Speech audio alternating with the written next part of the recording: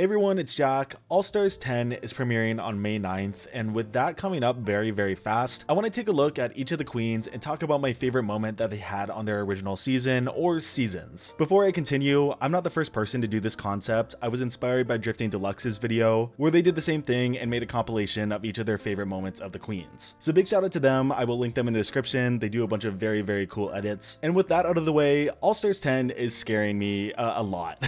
18 queens on one season, even if they are split up into brackets, is going to be a lot to follow. The more I see it, the more skeptical I am, but also I still have confidence that they could pull it off. And with how I hear about the format and how it's going to be like a merge, it's going to bring up a lot of emotion for the queens who don't make it, because it's basically 3 queens each bracket getting eliminated at the same time. So before it gets messy, let's just take a look back at each of my favorite moments from each of these queens. Before I continue, please no spoilers in the comments. It ruins the whole experience for everyone. But even if I say that, some people either disregard it or just don't hear it. So if you read the comments, just be careful. I'm probably going to skip a lot of the comments for this video. Make sure you like and subscribe, and let's start out with the orange bracket, which is bracket 1. Aja is in my top 4 queens of the season, and I really hope that they treat her well, and she does really well. And I say treat well because on All Stars 3, she was not getting the praise that she deserved for how she was performing in the competition. Her only real bad performance was in the Bachelor parody that they did, and they tried to tell us that she did bad in the design challenge and she didn't get her references, but I don't really think that's true. That episode was like rage bait before rage bait really even existed, with BB taking full credit for the outfit that Aja helped her make, and then Aja being sent home that episode. That was crazy. So because we're on the topic of All Stars 3, I could talk about her Amy Winehouse, which I think was great, or her Crystal LaBeija, which was also incredible. But if we're being honest, her best moment from the season is the talent show. And looking back on it, this talent show truly changed the game for how talent shows were run in the future. Before this, there had been original music performed and original bitch tracks, but I don't think they were celebrated in the way that Aja's was celebrated. And since her performance, I still think we see a lot of queens trying to emulate what she did. Use the bitch track and then just perform as well as they can. You can have your opinions on whether you think the bitch tracks are a good or bad thing for the talent shows. I go back and forth, but you can't outdo the original, and Aja really set the groundwork for basically everyone else. As for season 9, everyone say it with me now. You're perfect, you're beautiful, you look like Linda Evangelista, you're a model. I think in this video, you're going to be seeing a lot of moments like this making my list, especially for the queens who didn't do super well on their original seasons. I'm such a nerd when it comes to Drag Race that any little reference will scratch my brain, and this is easily one of the most iconic monologues from the show. This moment is so funny because prior to this, there wasn't really a beef between Aja and Valentina, but Aja was upset with being in the bottom, and there were a lot of little growing frustrations with how they were treating Valentina in the competition. So Aja made her frustrations known, and we get this iconic moment. And also, I'll give her a shout out for basically doubling down at the finale as well. Up next in the bracket, we have Deja Skye, a queen who I really enjoy. Her makeup's incredible, her padding's insane, there's no one that looks like Deja Skye. The obvious moment that you can look to for Deja is Snatch Game because she's the only queen in the room that's doing well, but the moment that's always stuck with me is her performance in Moulin Rouge. It's really hard to stand out when you're in a group for the Rusical, especially when there's 4 people in your group, because like I always say, it's hard to give the win to one person when it's a whole group package. Moulin Rouge is not as bad because this song is based off of Lady Marmalade, so each of the 4 in the group, they have a celebrity who they're trying to emulate, and for Deja's, it's Lil Kim, and she just does an incredible job. I treat men like the dogs they are, and if they try to bite me, tie them up in the yard. I don't take no shit, I don't play no games,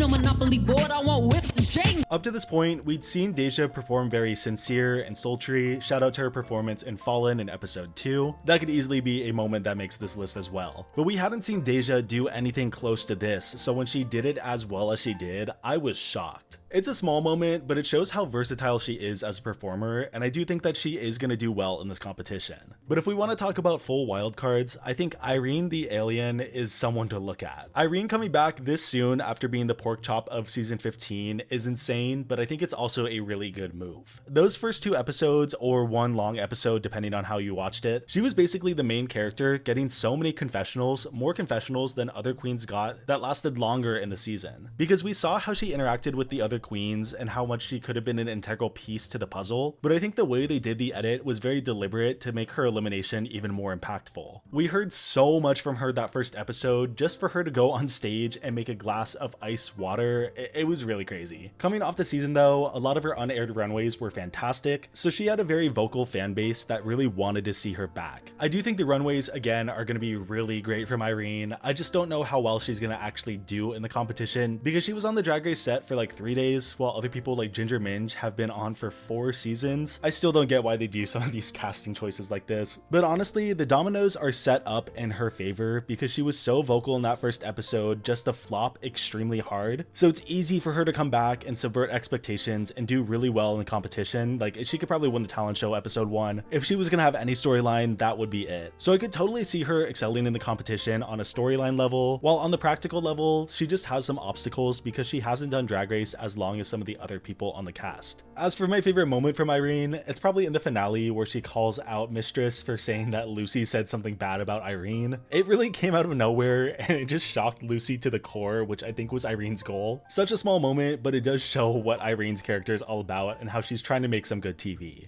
Another extremely wild card pick is Phoenix from season 3. I'll be honest, I haven't followed Phoenix too much past the show, but from what she said and other people have said, she is a workhorse queen and I am glad to see her back. The archetype of an older queen who does so much in their local scene hasn't been that shown in Drag Race as of recent, so whenever they do pop up, I'm always extremely excited. Phoenix coming into the season has a full blank slate when it comes to the competition and a lot of the fan base, and I am really ready to get charmed by her. My favorite moment of Phoenix is again another moment I love to reference, and I love when it is referenced. It's when her and India have the same wig and almost same outfit walking into the workroom. It's such a hilarious coincidence and they play it up so much just for it to not really go anywhere, but it really is just so funny. Olivia Lux is up next and she's a queen that I really like talking about. She's set up so extremely well in the first half of season 13, and then in the latter half of season 13 she has a really bad streak of episodes that results in her elimination right before the finale. She is like the prime example of how they didn't really know how to run a season that was going as long as season 13's. It was the first time that they needed to have that many episodes for a season, so in the first half I think her characterization was really good. She was shown to be very kind, very young, but still extremely good at drag. And then in the second half, a lot of the established stuff went out the window. She started to struggle in the competition and not really know how to do the challenges as well. And then we also got to see some of her shady moments as well, while she's still trying to be a very nice figure. There are a lot of storylines where Queen's run comes crashing down right at the end. Olivia's just wasn't really told the best from what was established. But that doesn't take away from the fact that yeah, she did extremely well on season 13, and I can't wait to see what she does here. My favorite moment of Olivia's from season 13 is the discomentary. She puts her full heart into that performance, and by the end of that episode, I feel like she had a very strong chance at the crown.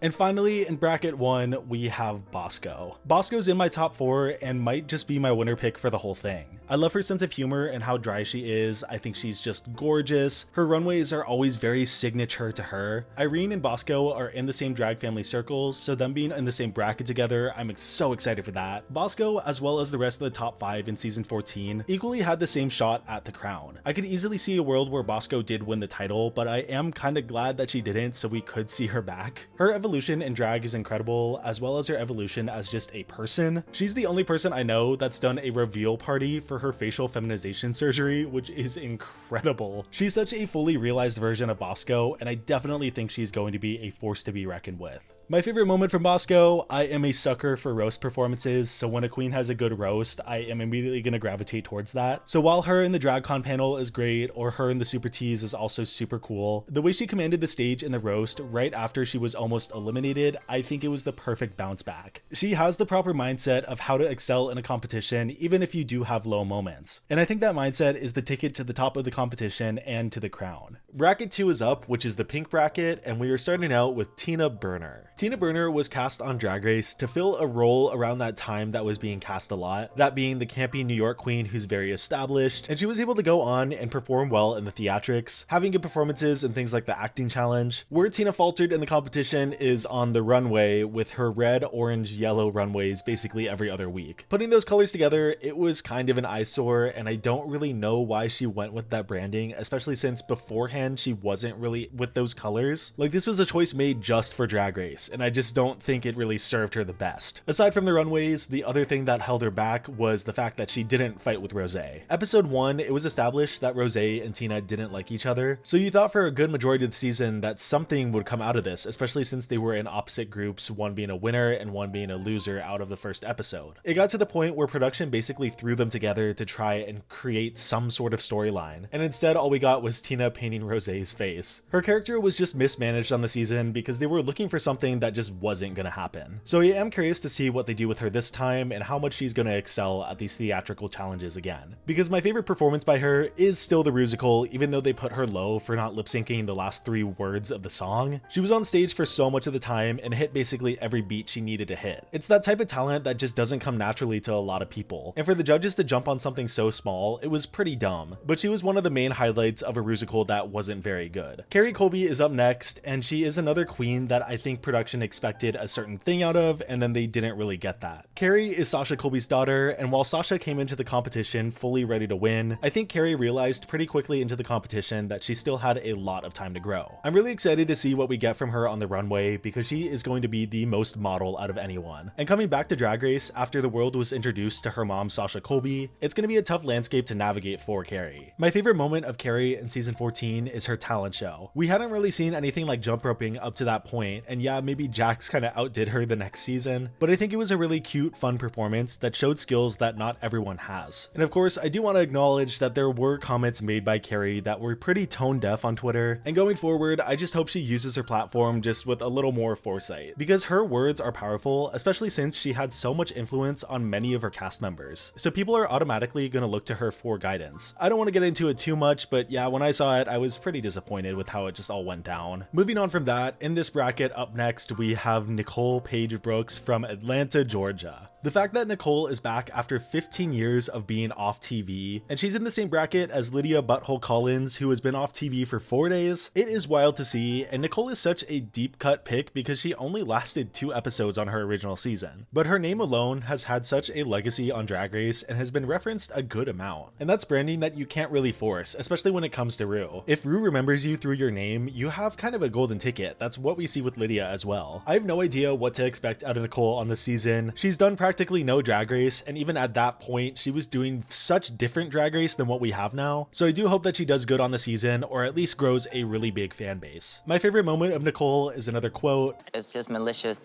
just gay factory that I just was not thinking we were going to run into here. It's a crazy way to describe a situation, but it always pops into my head at the most random times. The next 3 queens make me most excited to see this bracket out of all 3. Next in the bracket is Mistress Isabelle Brooks, who I just know is going to bring the chaos this season. Very similar to Corey King, I think Mistress has mastered the Drag Race fandom to a point where she can basically do anything and everyone will love her. She knows branding so well, knows how to work the camera and make good TV, and on top of all of that, she's just really good at drag. People who are fans of Mistress are very, very vocal, so she knows what to give them on this season. I think Mistress is very competitive and she does want to win, but coming back for All Stars, she knows the role that she has to play on the season, both for production, the story producers, and especially her fans. She will get into chaos in one way or another, with her little giggle happening along the way. The obvious choice for best moment for her comes in the acting challenge. I do really love that performance and how the door gets slammed in her face. I think it's hilarious, but a performance that I like a little more than that is her as the teacher in Wig Loose. She plays the villain role in this musical extremely well and basically steals any scene that she's in. I really don't think this performance gets talked about enough. Mistress is a very versatile queen, and yeah, on season 15, maybe it was a race for second place, but it shouldn't go unacknowledged how well Mistress was doing in the competition, and how well I think she will do here on the season too.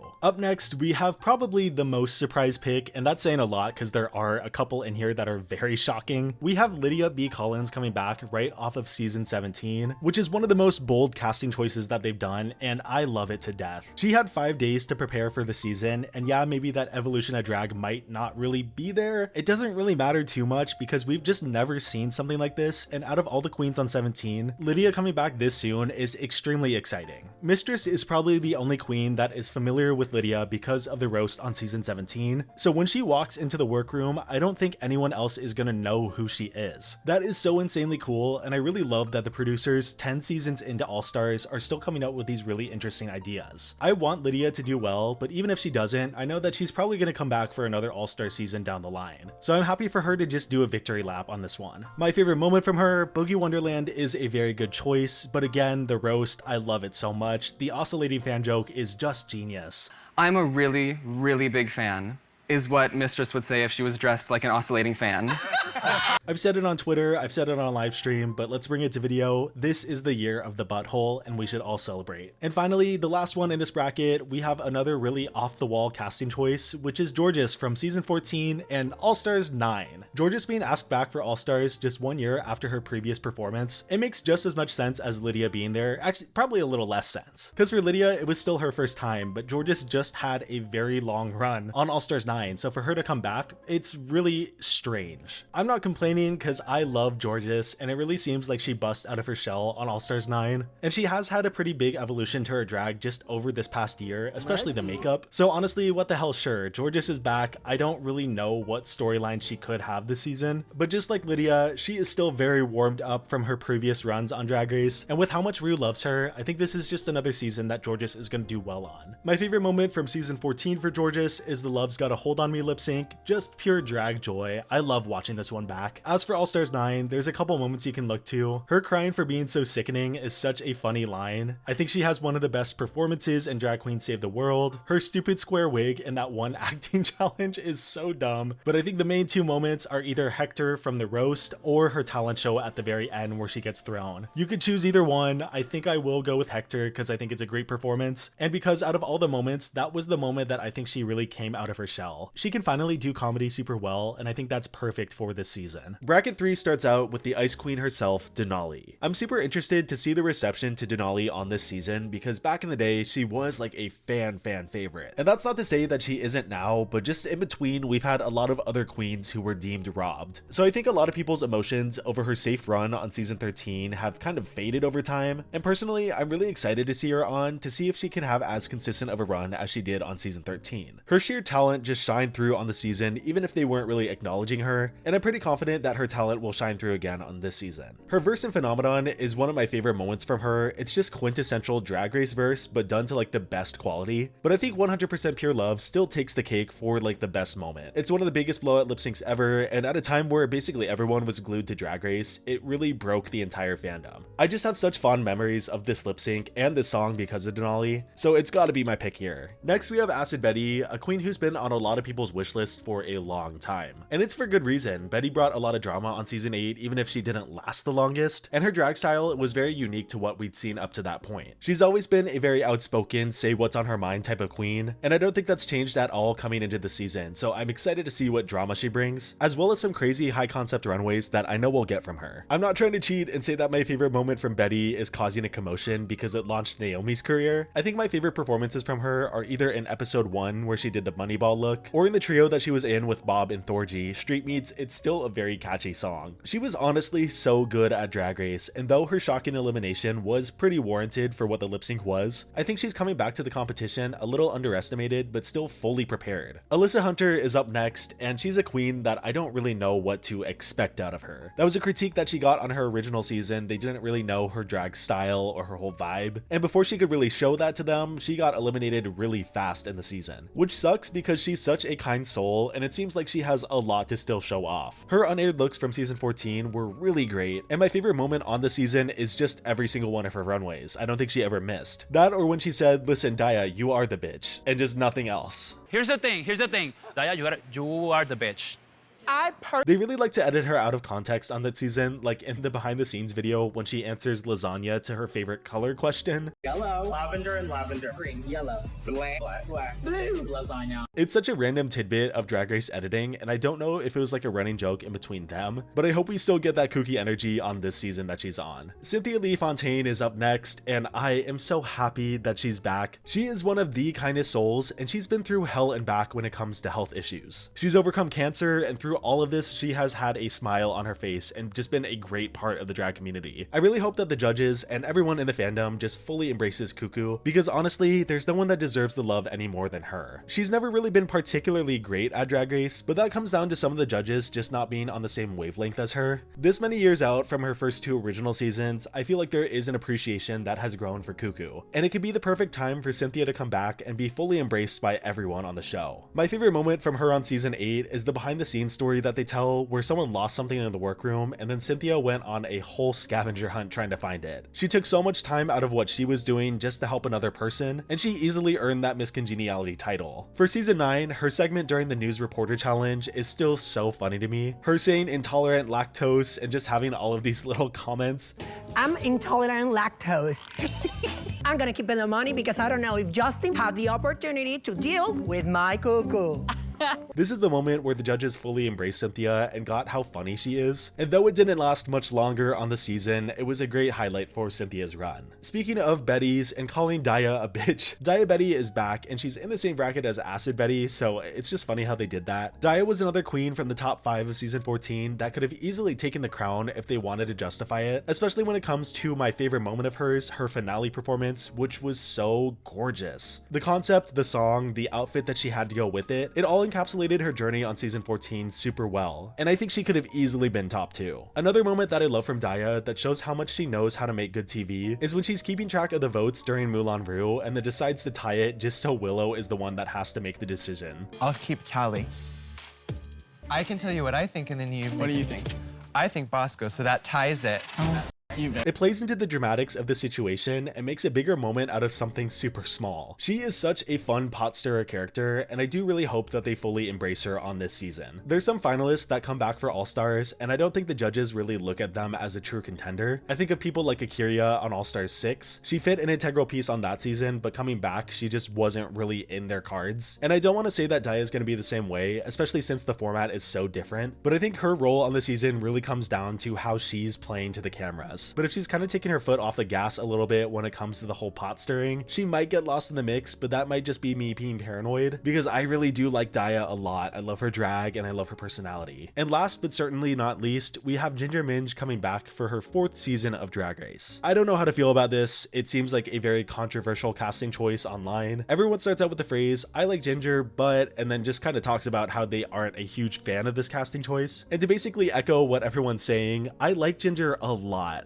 but I just don't know about her being on this season. My whole thing is, if they didn't crown her on season 7 or All-Stars 6, I don't know why they would crown her now. She's proven herself in basically every single way when it comes to Drag Race. She's a quadruple threat, and though her runways are hit or miss, she's now had a lot of good ones in the mix, and I think that's the last thing that she really had to prove. So coming back for this season, I don't really see any storyline that she could have. She barely missed out on the crown on season 7, so coming back for All-Stars 2, she was up against insane competition, got lost in the mix on that season, so on All-Star 6 she came back to prove herself, and she definitely did that, making it to the top 4. I just don't know how compelling it would be to see her do that again. It's really tragic because I think a lot of people do really like Ginger, and it's not her fault that they want her back so often. If they were asking me and I was given the choice, I would take it every time they ask. And I know casting does love her because Ginger does what she does so consistently that you know what you're gonna get basically every single season. She's probably extremely easy to work with, great on the camera. She's such a safe choice to have back, so I know why they do it. But as a viewer, because she's so consistent and we've seen her make it all the way multiple times, I just don't really know what else we can see when there's other queens who haven't been on All-Stars that we can see instead. It's messy. I feel bad for Ginger because she's just given an opportunity and she's going to take it. And she's such a kind queen. They could be platforming someone much more controversial than Ginger. We'll see how she does. She's probably going to do very well, especially in the comedy challenges. As for my favorite moments from her, season 7, I think her snatch game is great, but honestly, her John Waters parody performance, that's the moment where she really won me over, and I could see how talented she was as a theater queen. She will go all in, and especially on a season where a lot of the queens were holding back comedy-wise, Ginger was always so refreshing to see. There's not a lot to pick out from All-Stars 2, but I do think her musical performance is really great. They had a lot of high praise for her when it came to her performance, while the runway, that was not good. The way she was able to maneuver herself so well in that huge gown, it's only a talent that you pick up after years and years of experience. All-Star 6, we won't beat around the bush, the phone lip sync is still so funny every time I watch it. Every single bit that she did added on the last, and she made a really repetitive song super entertaining the entire time. That should be every single queen from each bracket. It's going to be an insane season, and I hope everyone in the fandom keeps calm. Once again, please no spoilers in the comments, but I know that even saying that, people will still put spoilers, so just be careful down there. I'm not going to read the comments. My current top 4 is Aja, Bosco, Daya, and either Mistress or Lydia. I don't think it's the most accurate to how I think production's going to go, but it's just what I hope for. That's about it for me. Thank you so much for watching. Once again, I'm graduating, so I'm going to try and get one more video out in the next couple weeks, but if I can't, you know why. I will see you soon with another video.